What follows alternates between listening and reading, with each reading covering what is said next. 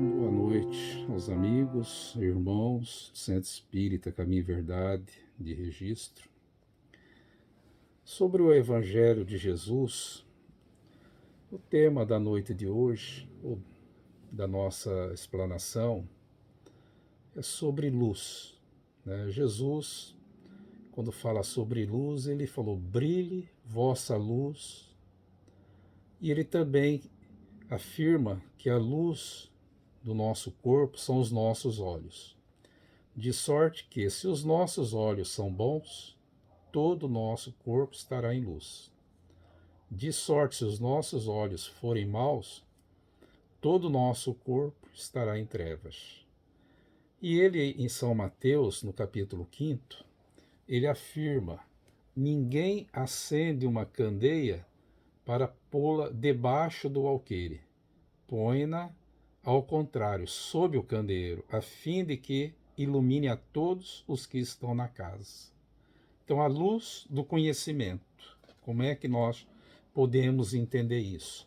Quando Jesus fala candeia, nós podemos ver a figura do lampião, e alqueire é medida, é um vaso. Então, sob é embaixo. Então, a luz, para iluminar, trazer claridade numa sala, você coloca ela no teto e não embaixo de uma cama ou debaixo de um vaso. Então, para que ela ilumine aquele ambiente e todos possam ali enxergar. Então, o candeia e alqueire representa a simbologia da transformação do conhecimento que deve ser proporcional à compreensão dos ouvintes. Então, tudo isso ele nos traz de uma forma muito coerente no seu evangelho. E também os espíritos nos mostram que nós devemos espalhar os conhecimentos que possuímos em benefício de todos, pois a verdade não é para ser escondida de ninguém. Agora, entretanto, ela pode ser gradualmente percebida por aqueles que se propõem a ir ao seu encontro. Então, nós devemos divulgá-las através das palavras e, sobretudo, do nosso comportamento, do exemplo. Agora, não espalhar esses conhecimentos espirituais é esconder egoisticamente a luz que poderia beneficiar a muitos, né? Então, o Evangelho e a doutrina espírita, nós podemos entender que é algo fantástico falar da imortalidade da alma, né? Do homem viver no corpo físico, mas com os pensamentos voltados à sua condição de espírito imortal. Levar essa realidade para todos. Então, quando as pessoas têm as dúvidas sobre a imortalidade da alma, a reencarnação, e muitos têm, né? Tem dúvida, tem medo pelo que se ensina de coisas incoerentes.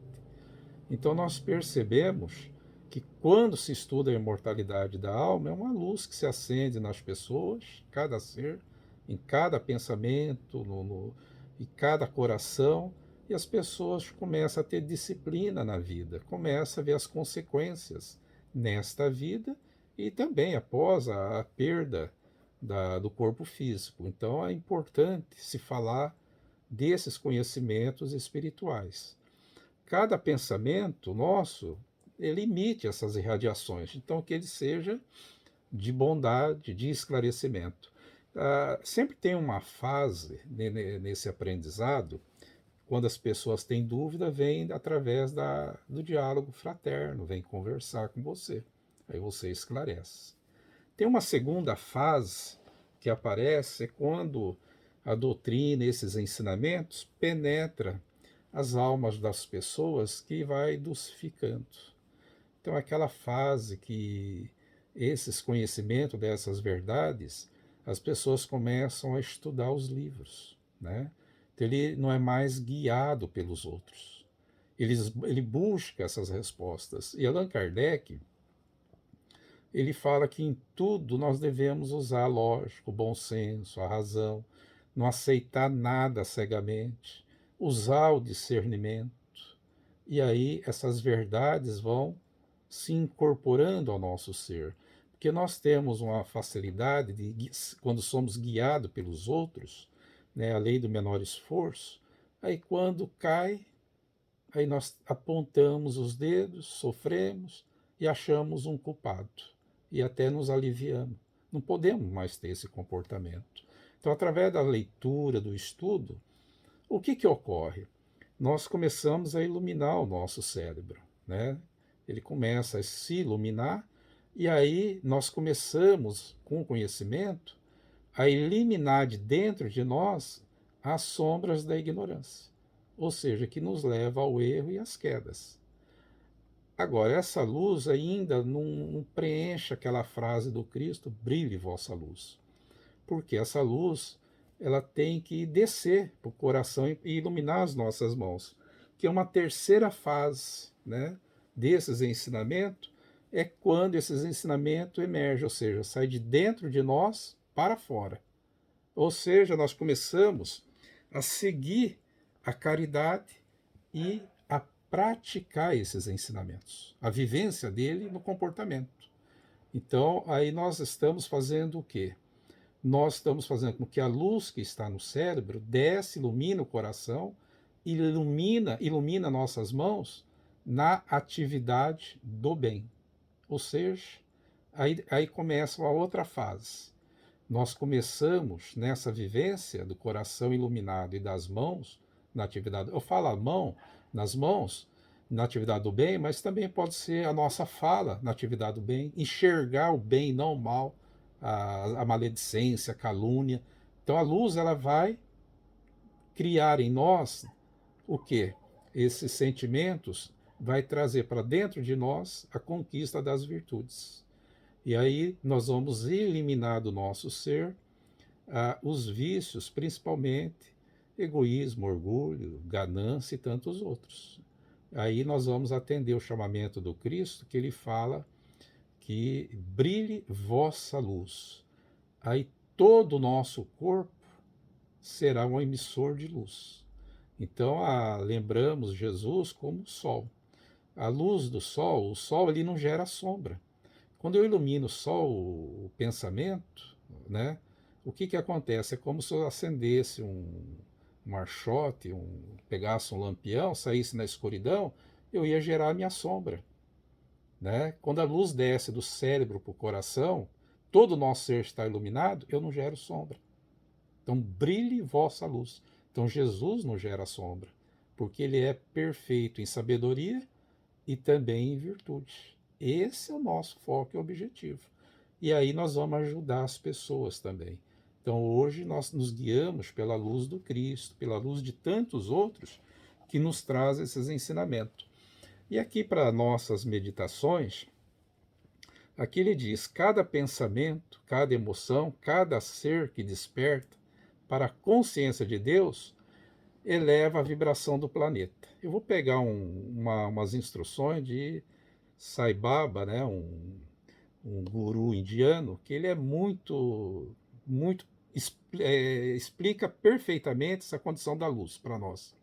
Então ele diz, cada pensamento, cada emoção, cada ser que desperta para a consciência de Deus, eleva a vibração do planeta.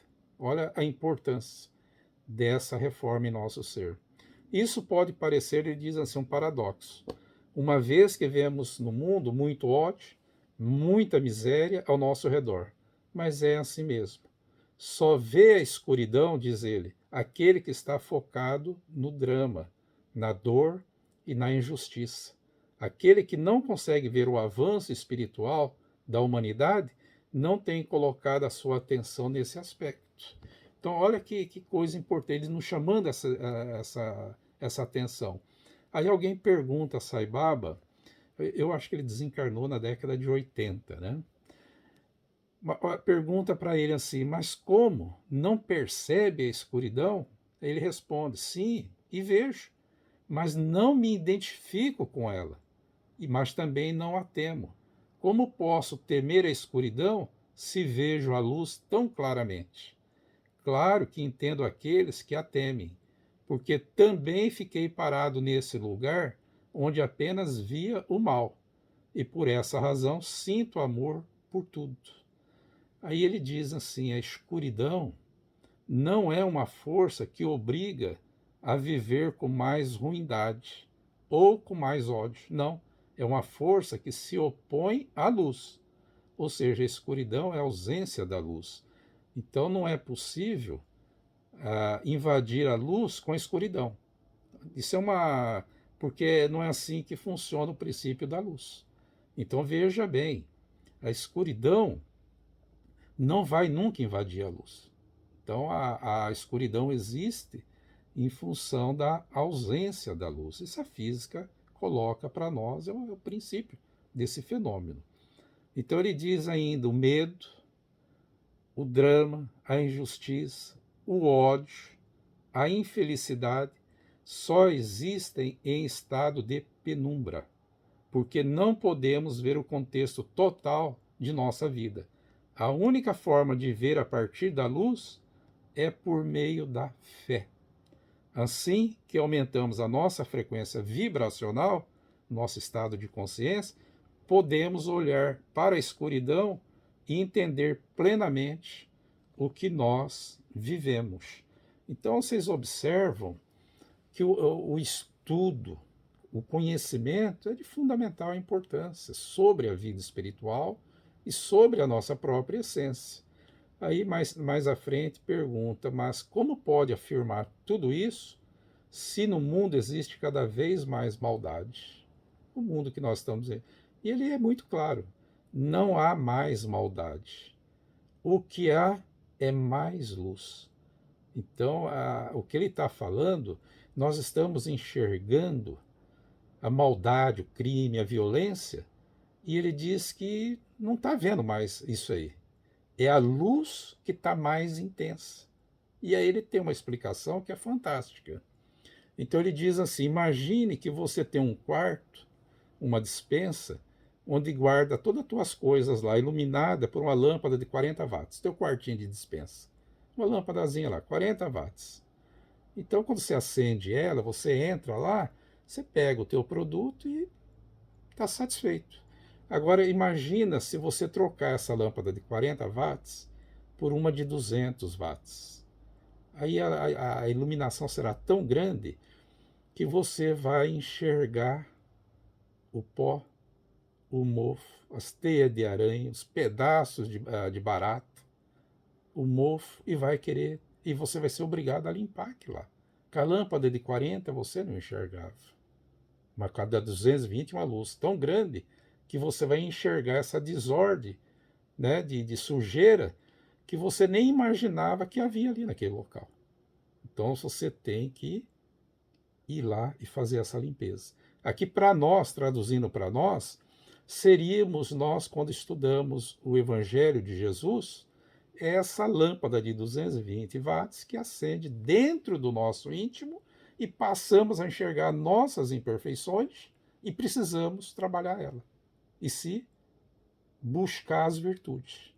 Então perceba que aí ele diz para nós que a sociedade está mais iluminada. E é isso que está acontecendo. E é isso que faz com que muitas pessoas achem que tudo isso é loucura. Aí ele diz assim: percebeu que hoje em dia as mentiras e as ilusões são percebidas cada vez mais rapidamente? Então tudo que é anormal é instantâneo, todos estão sabendo?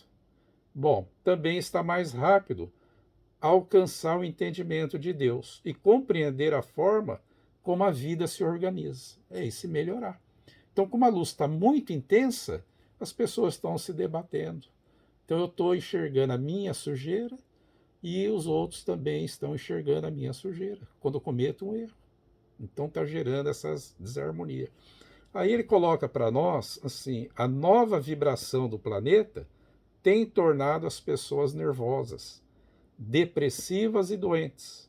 Isto porque, para poder receber mais luz, as pessoas precisam mudar física e mentalmente.